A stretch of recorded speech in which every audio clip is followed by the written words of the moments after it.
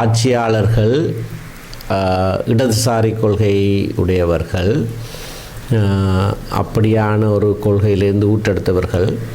ஆனபடினால்தான் ஆரம்ப காலங்களிலே 70ஆம் ஆண்டுகளிலே அவர்களை ஷேகுவாரா என்று கூட அழைத்தார்கள்.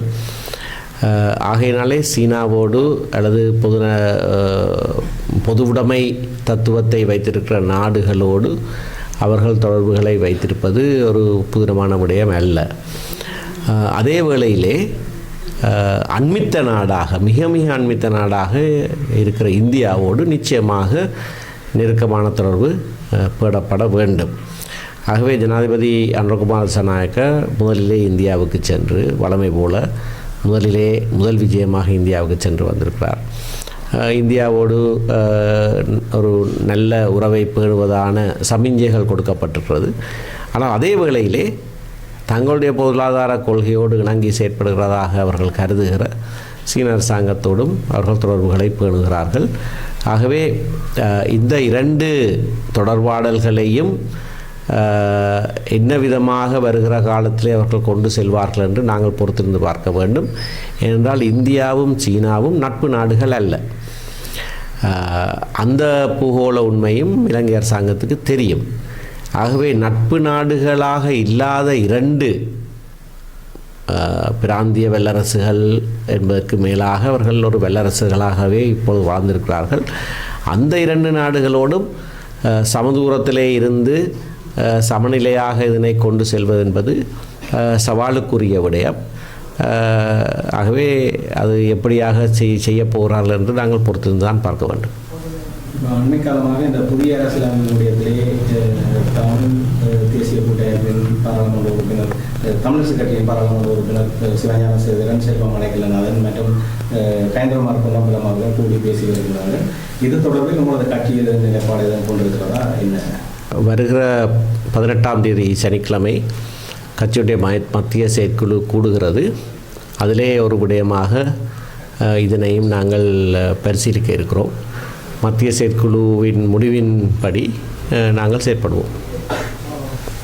13வது அரசியலமைப்பு தொடர்பிலே அதன் மாகாண சபை தேர்தல் தொடர்பிலே ஏதாவது ஏற்பாடுகள் இருக்கிறதா? இந்த தேர்தல் நடைபெறுவதற்கான சாத்தியம் இருக்கிறதா? என்னென்னு சொன்னால் அண்மையிலே இந்தியாவுக்கு சென்ற அமைச்சர் அவர்கள் அந்த 13 பற்றி பேச தேவை என்று சொல்லி ஒரு கூடாது. அதை நேற்று வந்த ஒரு இடத்திலே 13 நாங்கள் நடைமுறைப்படுத்துவோம், மாகாண சபை தேர்தல் நடக்கும் என்று சொல்லி கூறியிருக்கிறார். இது நீங்கள் மாகாண சபை தேர்தல்கள் நடத்தப்பட வேண்டும் என்று நாங்கள் சென்ற பாராளுமன்றத்தில் அழுத்தம் கொடுத்த போது என்பிபி கட்சியும் அதற்கு முழு ஆதரவை கொடுத்திருந்தது. ஒரு தனிநபர் சட்டமூலத்தை நான் கொண்டு வந்து தேவைப்படுகிற சட்ட திருத்தத்தை செய்து மாகாண சபை தேர்தலை நடத்துவதற்கு ஏதுவாக அதனை முன்னகர்த்தின போது அவர்களுடைய முழுமையான ஆதரவு அதற்கு இருந்தது. இந்த புதிய பாராளுமன்றத்திலே அந்த சட்ட திருத்தத்தை எப்படியாக செய்ய வேண்டும், அவர்கள் செய்வார்களா என்ற கேள்வி அவர்களிடத்திலே கேட்கப்பட்டிருக்கிறது. திரு சாணக்கியன் ராசமாணிக்கம் அவர்கள் ஜனாதிபதியிடத்திலேயே நேரடியாக கேட்டிருக்கிறார். திரு சுமந்திரன் கொண்டு வந்த சட்டமூலத்தை நான் திரும்பவும் கொண்டு வருவதா அல்லது அரசாங்கமே அதை செய்வீர்களா என்று கேட்டதற்கு நாங்களே செய்வோம், பயப்பட வேண்டாம், அதனை நாங்களே அந்த திருத்தத்தை செய்வோம், மாகாண சபை தேர்தல்கள் நடைபெறும் என்ற வாக்குறுதி ஒரு தடவைக்கு மேலாக ஜனாதிபதி கொடுத்திருக்கிறார். அதைத்தான் அமைச்சர் சந்திரசேகரனும் நான் நினைக்கிறேன் யாழ்ப்பாணத்தில் வைத்து சொல்லியிருக்கிறார். ஆகவே மாகாண சபை தேர்தல்கள் பழைய முறைமையின்படி அந்த சட்ட திருத்தத்தையும் செய்து பழைய முறைமையின்படி நடக்கும் என்கின்ற எதிர்பார்ப்பு தான் எங்கள் அனைவருக்கும் இருக்கிறது. ஆகவே இருக்கிற முறைமையை அப்படியே அமுல்படுத்துவதிலே தங்களுக்கு மாற்று கருத்து கிடையாது என்று தெளிவாக சொல்லி வருகிறார்கள். சொன்னதை செய்வார்களாக இருந்தால் மாகாண சபை தேர்தல் இந்த வருடத்திலே நடைபெறும் என்று நாங்கள் எதிர்பார்க்கிறோம். கடந்த ஆட்சியிலே விலை அதிகரிப்பு, மக்கள் வரிசை என்பதை பயன்படுத்தி அறநிலைய போராட்டம், அதை பயன்படுத்தி இந்த ஆட்சி என்பிபி அரசாங்கம் அதை பயன்படுத்தி சாதகமாக பயன்படுத்தி இப்போ ஆட்சி வருது. ஆனால் இப்போது தற்பொழுது விலைவாசிகள் அதிகரித்து செல்கின்றது, மக்கள் தேர்தலில் அதை பேசக்கூடிய நிலைமை வந்திருக்கிறது. இது எவ்வாறு? இந்த அரசாங்கத்தினுடைய செல்வாக்கு குறைய தொடங்கி இருக்கிறது என்று பலர் கருதுகிறார்கள். அதற்கு விலைவாசி உயர்வு ஒரு முக்கிய காரணம். நாடு சிக்கியிருக்கிற இந்த பொருளாதார சிக்கல்லே இருந்து மீள்வது என்பது இலகுவான விடயம் அல்ல.